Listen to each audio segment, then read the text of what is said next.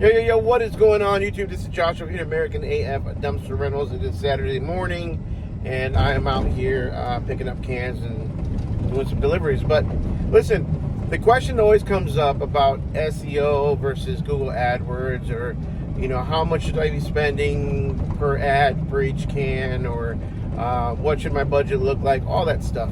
And I've talked about a lot of that on my channel before. I've talked about how I believe that if you want immediate results, you should go with Google AdWords, and then long term, you should work on your SEO. But what nobody's bringing up, and what is weighing heavy on my mind, is the future of Google search and AI, and how that's going to affect our business and our marketing efforts moving forward. So in this video, I want to talk a little bit about AI with you guys, and how I've used ChatGPT and other websites to help my business, and how I plan to kind of help my business evolve or grow, or turn the corner with all this AI stuff. So with all that being said, let's go ahead and roll the intro and let's get into it.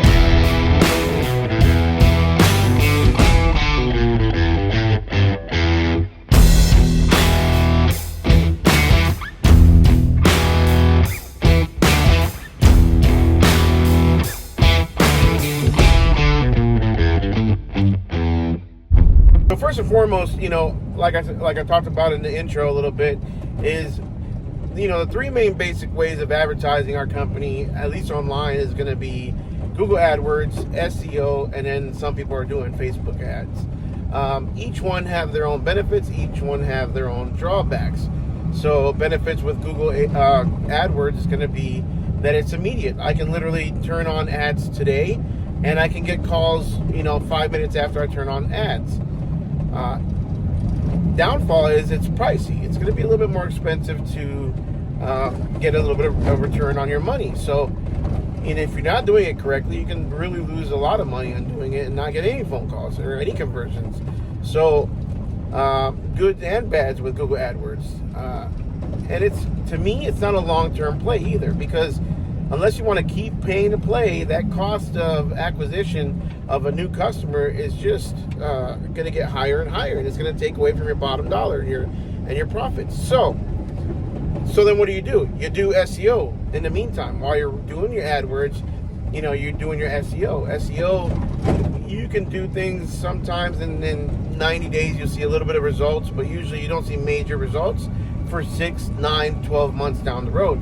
I built a multi-million-dollar limousine company and sold a multi-million-dollar limousine company, and I did not pay absolutely any AdWords for like the last 7 years, because my SEO, my online presence, was so strong that I didn't need to advertise anymore. I didn't need to pay for advertising. I just rode the SEO wave, and I was ranked very, very highly in all local searches and all main keywords that had to do with a limo or a party bus rental. But that took time. That took a lot of time. And your website has to be tenured a little bit. Your domain has to have a lot of backlinks. There's a lot of things involved. Good about SEO is that you don't have to pay much after it's already running, and the bad is it takes a long time, obviously. But now talking about Facebook ads is all about branding. It's all about putting your brand out there in your local market so that people can remember you, hopefully, when it comes time for them to need a dumpster rental. It's not like most people are going to go on Facebook saying, I need a dumpster rental today. Let me see if someone on my feed happens to pop up. That's not how it works.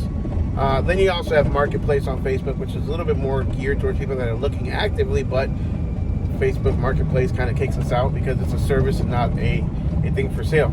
So those are the three main online versions. Now, Google just released they did this major thing about a month ago now, this major announcement about their generative search capabilities. So basically, they're AI that they are including into Google. Right now, it's in the beta mode. It's being tested by whoever does their testing or whatnot. But that's going to take up a good portion of real estate on the first page. What do I mean? So when you go into Google and you make a search, right now on the top you'll see Google paid ads, then you'll see the map pack, and then you'll see organic listings, which is where your SEO comes into play. But once this AI Google search takes effect, I'm not exactly sure if they're going to put ads above or below. I still think they want the revenue from ads, so the ads might be on top or in a different section. But this AI portion is going to take up almost, it looks like, 3/4 of the page. And I'll run some videos here and kind of show you guys while I'm talking. But this AI results, or Google search results, is going to dominate homepage. And this is where the search is going. More of a exactly targeted approach and response to what a customer is actually looking for versus a generic or a broad response, and then the person has to go into each individual website or web page to see if that website or that company provides the exact service that they're looking for. So where does that leave us? When it comes to AI, I think you're either on board or you're not. And there's a lot of people, including people like even Andy Frisella, who I watch and I listen to a lot, who are completely against AI and the future of it. I don't know.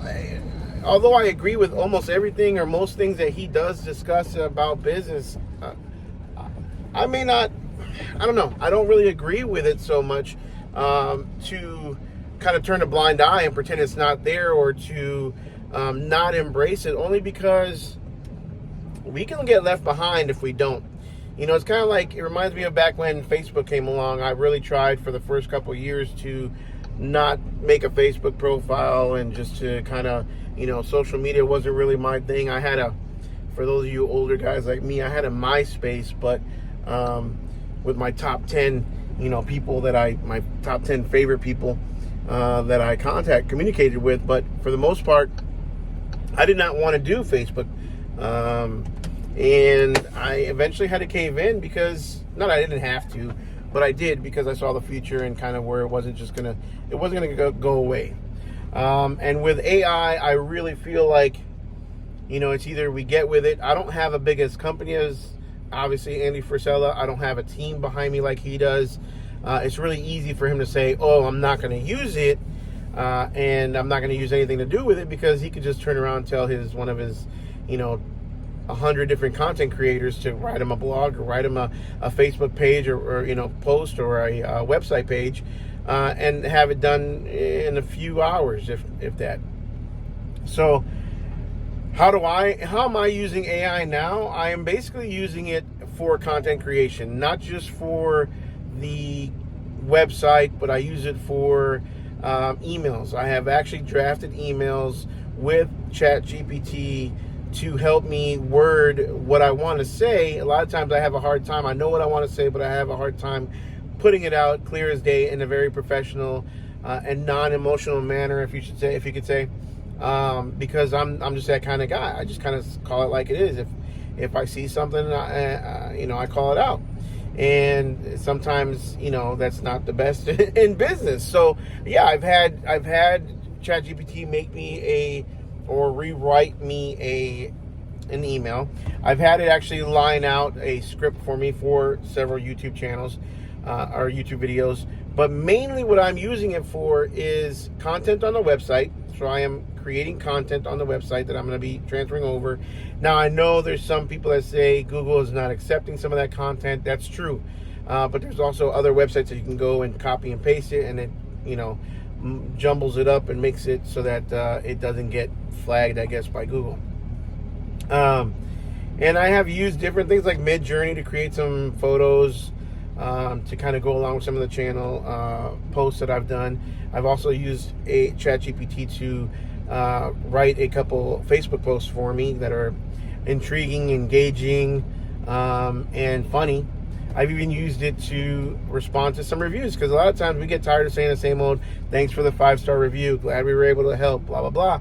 And I kind of wanted to add a little twist to it. So I've had ChatGPT write me a Facebook review, and all I did was copy and paste the review that was left, and I had it generate me a response that was also funny, engaging, and also keyword rich as far as the dumpster business, because I think that reviews are going to start playing a lot more of a role in search engine optimization, especially with AI. So if a customer doesn't use any keywords like dumpster, or dumpster in Dallas, or dumpster in whatever city they were in, or house clean out, or construction, all those keywords I want to be able to rank for.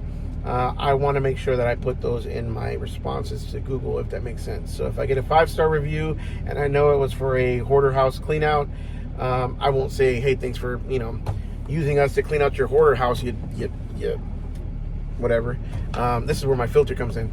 But I would say something like, hey, thanks for using us to clean out your house or a garage clean out.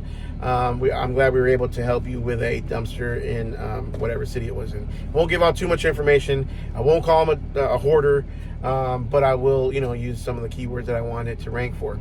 So keep that in mind, y'all, because again, nobody knows where search engine is going, where search engine AI or generative search is going, but every little bit helps. At the end of the day, every little bit helps, and you want to stay kind of ahead of the curve, more so than the next guy. So you also want to create more question-based content on your website, because I think that's where a lot of the search is going to as well. Question-based. What is the best dumpster size for a bathroom remodel? Okay. I can answer that, and I can plug that into ChatGPT, and I can have it spit out a keyword rich for my specific niche or my industry or my dumpster rental, my area, response that will hopefully be engaging, informative, educational, as well as help me rank higher, or help me rank when the time comes that Google does more of a AI search. So keep that in mind, y'all. We gotta, AI is not going anywhere. If anything, it's gonna get, and it's been here for a long time. And it's just as ChatGPT has kind of really kind of came to the forefront and really brought it out. And I think there's now it's almost like a race to the moon type deal between Microsoft. Bing apparently already has a plugin where it uses ChatGPT. I haven't messed with it very much. Google Chrome also has a plugin where it does also use ChatGPT. I do have that one where if you ask a question, over here on the left side will be organic results and ads, and on the right side will be ChatGPT's plugin with a response to my question if it has an answer. So it's not going anywhere, y'all, and we need to embrace it. We need to work with it. We need to figure it out. We need to do our homework, and we need to use it for our advantage to grow our business. So again, content that is question based, size of the main questions that your customers ask on a regular basis, the most questions that you gonna get on a regular basis, how are dumpsters sized? Most people still say, I want a 20-foot dumpster instead of a 20-yard. They don't know that we're not talking about length, we're talking about cubic yardage. Where can a dumpster be placed? Can a dumpster be placed on grass versus concrete? Can, all those kinds of questions, you have to make sure that you should find a spot on your website to put it all in, so that hopefully when this stuff comes, we can be on top. So with that, y'all, hope you like, subscribe, smash the notification bell. If you have any suggestions, any content that you would suggest for AI. Also, one last hint, if you stayed this long into the video, here's one last tip. If you have a hard time coming up with questions, use ChatGPT and ask it to give you top 10 questions that somebody asks a dumpster rental company. You've got to, the tool is there. It's all about how you use it and what kind of prompts or how you prompt that tool. So you've got to prompt it correctly. You've got to tell it what you want it to do for you and give it as much information as you can so that it'll help you out and it'll be more detailed. With that, I'm signing out. See y'all on the next one.